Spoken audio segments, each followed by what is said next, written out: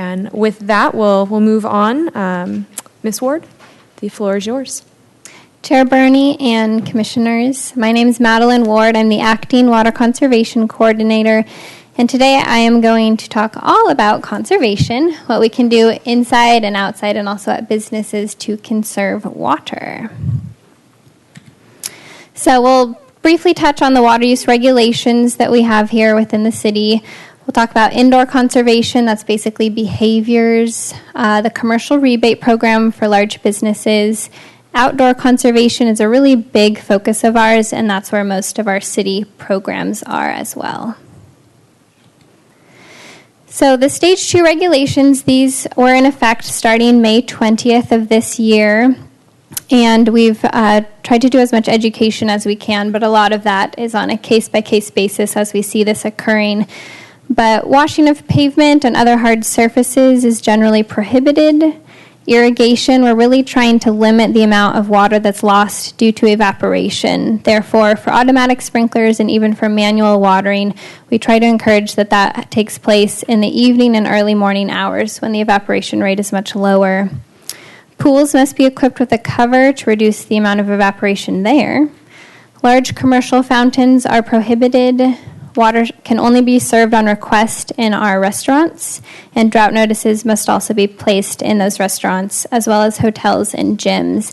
And we do have a handout on the table in the hallway. We have all kinds of information and handouts in that hallway that I'll be referring to, but we have one that's English and Spanish about these regulations.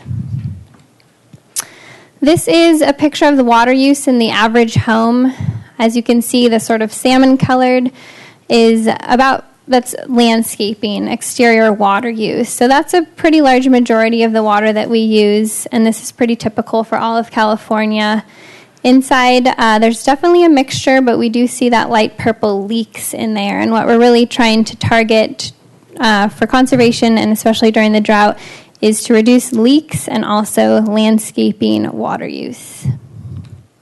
All right, so let's talk about some indoor conservation opportunities. Once again, a lot of this is behavior because the plumbing code is much more stringent, especially starting this year in 2014. It's pretty impossible to go out and buy a toilet or a shower head that wastes water. They're very efficient, and that's all you can find in the stores. So it's really behavior, such as when you're hand washing, instead of letting the water run, use a basin in the tub, soaking pots and pans, or if you have a dishwasher, make sure you scrape the food off. Don't use the water to do that, as well as no running water for defrosting food. Running full loads in dishwashers and washing machines, they've come a long way too as well, these appliances, but as long as you're using one of the older versions, just try to wash the largest load possible. And of course, turning off the water when you brush your teeth, shave, wash your hair, etc. This is something we tell the kids to do in class, and they generally tell us that they do it, but their parents don't. So we always try to encourage that everyone turns off the water when they do these activities. Showering, keep them to about 5 minutes or less. Try to shave off time as you can. Or we also ask you to join the Bucket Brigade and fill your bucket with cold shower water as you're waiting to heat it up. We do have some buckets out in the hallway. Or you can also, if you have a large enough bin, stand in a bin and collect all that water. There's many ways I've heard of people taking on this challenge and collecting that water and using it for their plants. Checking for leaks, that's always a really important one. I talk about that throughout this whole presentation. Also, we do have a rebate for high-efficiency washing machines because it is possible to still go out and buy one that's not too efficient. So we still have a rebate on that. And then also just this really simple aerator on bathroom faucets that you can see right here. Most of us have them on our faucets, but they have really efficient ones, and we also have those out in the hallway. They're best for bathroom faucets because you aren't filling large tubs or pots with water, so you really need it for minimal amounts of water and not really high volume. So we have 1 gallon per minute aerators out there in the hallway. All right, so the biggest problem inside is actually the toilet. And toilets are very sneaky, and they leak and they run when we aren't paying attention. So I encourage everyone to look for 3 things in their toilet. We have dye tablets out there in the hallway, and all you do is you place it in the tank, you wait about 10 minutes, and then you check the bowl to see if it's blue. It's just a little food coloring tablet. And if it's blue, that means that this flapper, which is the rubber red piece right here, that means it's leaking. So the water's going from the tank into the bowl and then down into the sewer. So you never hear it and you never see it because it's not pooling up on the floor. Obviously, it's going down to the sewer. That's about 200 gallons per day when that leaks. So sometimes when people call us because their water bill doubled, it's pretty regularly the toilet.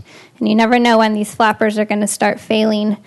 Also, when you're in the back of the tank, dropping the tab in, take a look at this overflow tube and make sure that the water level in the tank is about 1 inch below the top of that tube. Because here in Santa Barbara, when we're all sleeping, the water pressure rises, and it'll rise in the back of the tank, and it'll start pouring over the overflow tube, and you're asleep, so you can't hear it, you can't see it, and that's, again, about 200 gallons per day for that overflow tube. So that's a good one to take a look for. If your flapper's leaking, that means you need a new flapper. You need to make sure it's the right one for your toilet, for the manufacturer and the model. And then for the overflow tube, there's different ways to just adjust the water level. Each toilet's different, but there's a lot of YouTube videos telling you exactly how to do it for your toilet. The last thing, and this is another flapper issue, so this is the flapper right here, is if you have the wrong flapper, it could be leaking constantly with the dye tablet, or it could also be flushing at a much higher volume than the toilet's designed.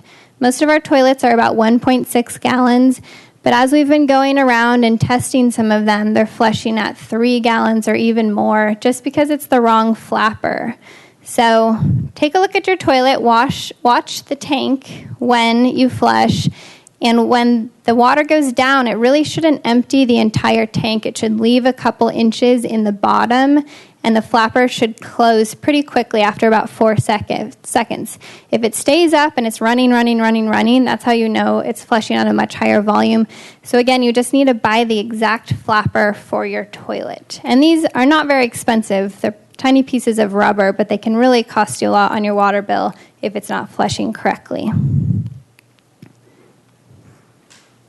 Does the city provide inspection of this type of thing? Yes, we do. We for our water checkups, which is an indoor and outdoor visit to your site from a specialist, we do the dye tablet test. We take a look at the level in the back of the tank, and we usually tell them to check for this because if you flush the toilet right away with the dye tablet, the test won't work. So we educate them about the flapper issue. This one's less common. It's more common for the overflow or the dye tablet, but it's just something to every once in a while watch your toilet as it actually flushes to make sure it's not draining the whole tank. And is this service provided only if someone notices that their water usage seems to be higher than makes sense and requests it? You have to request the water checkup, but we don't have an eligibility for it. So if you just wanted a water checkup, you could get one. If you think your toilet might be having issues, you can. We have this information on our website, too. If people feel like they have a leak, these are the really common things we tell them to look for. Thank you. Mm-hmm. Water softeners can also be a hidden waste of water, especially if there's some of the older kinds that will backwash on a schedule. So what we recommend is our hardness setting in the city is about 20 to 25 grains per gallon. And you can try setting it at 20, see how it goes. Sometimes it takes about 2 weeks for these softeners to change over and backwash. If you think it's not soft enough, then you can try setting it higher and higher. But we've had a lot of people just simply setting their water softener lower. They don't notice a change in the water, and they're seeing results on their water bill. So this is something that each softener is very different. It's really good to talk to your water softener company about how you can adjust this and make sure that it's using a correct amount of water and it's not cycling through too quickly. For businesses, we have a great program. We've had it for about a year now. For our our high water use commercial, institutional, and industrial customers, where we go through and do a full site visit of all of the fixtures in every way that they use water. So we'll measure the flow rates of the toilets. This is when we really realized what an issue those flappers were if they weren't the right kind, is we would go to a site where the entire array of toilets were all flushing at too high of a volume. So this is when it really was brought to our attention. We'll help identify leaks and efficiency upgrades, and then we present what they can do and the projects that we recommend based on the return on investment. And right now we're going through the City College campuses. They're going through and changing out a lot of the fixtures, and also the schools, Santa Barbara Unified School District. All right, so now we're going to focus on outdoor conservation. About half of the water used in the city is for landscape watering, and of course we have beautiful landscapes here, but we want to make sure that they're using the right amount of water. Just for a comparison, the average 5-minute shower uses about 10 gallons total, and the average 15-minute lawn watering uses about 700 gallons. So this is the absolute most important thing that we can encourage people to do, is pay attention to their sprinkler and drip systems, because they come on at night, hopefully, if you're following the regulations. So it's sort of that, it's 4 a.m., do you know what your sprinklers are doing syndrome, where people aren't paying attention to if they're watering correctly, if they're running down the street, if they're broken, etc. So we really encourage people to check their sprinklers, take a look at what they're doing, or if you have a gardener that does this, make sure it's included in their contract to do this every time they're there, whether they're there monthly or weekly, to check this irrigation system. And we can help you do that. The city has a free water checkup, which is what we just talked about. It can be indoor and outdoor, or you can just have an outdoor evaluation, especially if you have a large site. It might just make sense to focus on the outside. But we'll take a look at the irrigation controller and the nozzles and the drip system and see how it's scheduled and if there's any red flags that we can see. So this can be scheduled at any time by calling the hotline number, which will be at the end of the slide, but it's 564-5460, and we'll come out to the site. The other thing that we try to push is watering plants for as much water as they actually need, so not overwatering them. And the best way to do that is to use your sprinkler timer and adjust it with the weather. And we do that with our watering percent adjust, which is on the city's website every week. And it's really tricky because we're not all horticulturalists, but plants really only need as much water as is provided by the moisture, or it's not evaporated. It depends on the plant type. So we try to boil all this down, all this complicated information, into just one number that people can use. And this is something that you just plug into your sprinkler timer. Almost every single sprinkler timer, even the old ones, have a section called water budget or water adjust, or it's just a percentage symbol. And what you do is you take our number, which right here is 79 for last week, and you plug it into your sprinkler timer, and that will reduce the run times for every station that you have on your program. So it's really just a one-button adjust, so you don't have to go through and change down all the minutes of every zone. And we also have it on Twitter every week, so you can just get it tweeted to you if you don't want to look it up on the website. And this will reduce the amount of overwatering. If your plants are only getting as much as they need, you can cut out about 20 to 30% of the water that you apply to the landscape, and your plants will be healthier. We also have a rebate program. This rebate program has been going on for 5 years now. It's 50% of the cost of materials, which can include all kinds of irrigation equipment, water-wise plants and mulch, smart irrigation controllers, Greywater material, permeable surfaces, and now pool covers. It's up to $1,000 for single-family homes and up to $2,000 per meter for commercial, multifamily, and HOAs. And the most important thing with this rebate program is that we come out and do a pre-inspection before any work is done. And some people have lawns right now and they're letting them go, which is fine. We encourage that. Just take pictures now, get a pre-inspection, and we aren't enforcing the 4-month time limit. We're giving everyone an extension to replant when they're ready, and they can just contact us. Can you just expand upon that a little bit more, why you're not sticking to that 4-month timeline? Sure, of course. Especially since we're in the middle of summer, we don't want to encourage everyone to replace their lawns that are dead and then put in new plants and start watering them. So in the fall, the plant requirements for water are much lower. They put down roots instead of shoots, and so they don't require as much, and hopefully we'll get a little bit of rain to help establish those plants. So we're encouraging folks to wait until the fall to replant so that they don't need to use as much of our potable water, or until the drought lifts so that there's not that demand. Because even if you're putting in waterwise plants, they'll still need water to get established. Here's a quick before and after of a home that had a front lawn that they weren't using. So they decided to go through the rebate program, put in some nice waterwise and native plants in a drip system, and add a lot more color to their front yard. And they repainted their house. That's also really common. People get the rebate and then they realize they want to repaint their house at the same time. Smart irrigation controllers, these are part of the rebate program. It basically takes that whole watering percent adjust I was talking about and does it for you. Just like cell phone technology, sprinkler timers have really come a long way because it's a computer on your wall, and it knows what kinds of plants you have, and it knows the weather at your specific home, and it gets all its data and plugs it in, and it reduces the amount of water that the plants need. So this is something we also recommend, and we help offer workshops on them too, because they're a little complicated at first, but then they're very easy. Also, rotating sprinkler nozzles.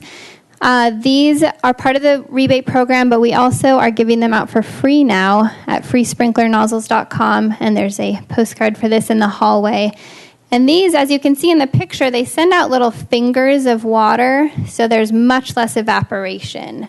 Instead of it just blowing into the air and being swept off by the wind, it distributes it as really exact droplets, and they reduce the water use by about 20% just by being really efficient in the nozzle itself. These are also very easy to install. You just unscrew the old one and put the new one back in. They're very helpful. Greywater is a growing topic here in Santa Barbara, and it has been here for many, many years. One of the easiest systems to install is called the laundry to landscape system, and they do not require a permit, which makes it even better.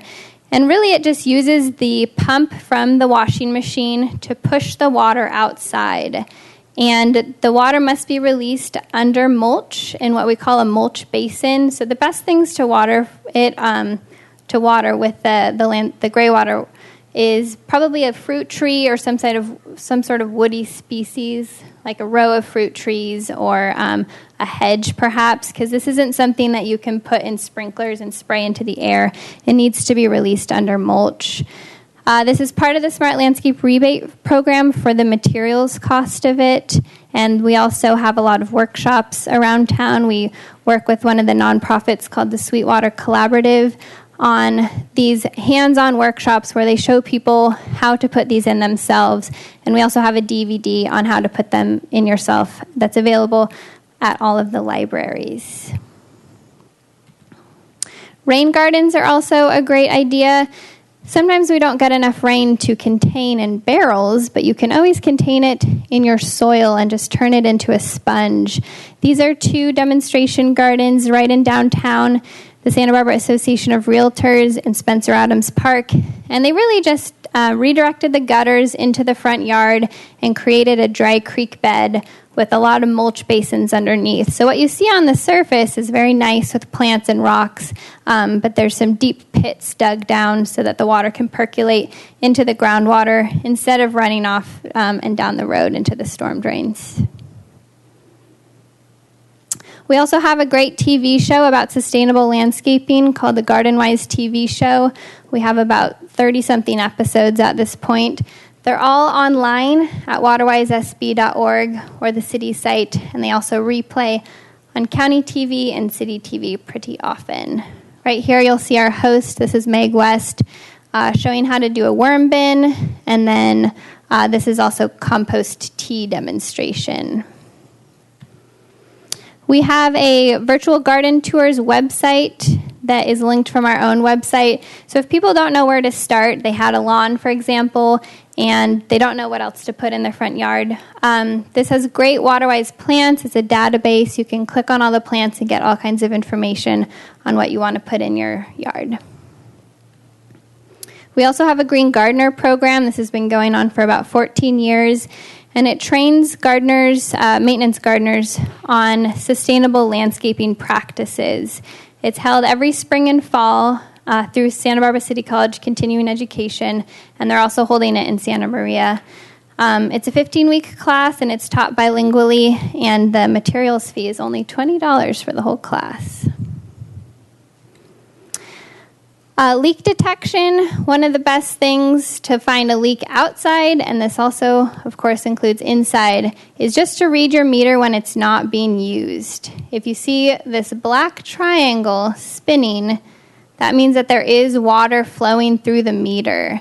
So this is really the most basic way to find out if you have a leak anywhere on your property. Also, if you have one of these meters, you'll see this little disc rotating through, and that means you have a leak. So we have a flyer out in the hallway for this. Also, if you have a period of time where you're not going to be at home, perhaps if you go run errands or you go to work, write down the number, leave for a few hours, come back, hopefully no water had been used, read the number again. It's just like an odometer, and it ticks up.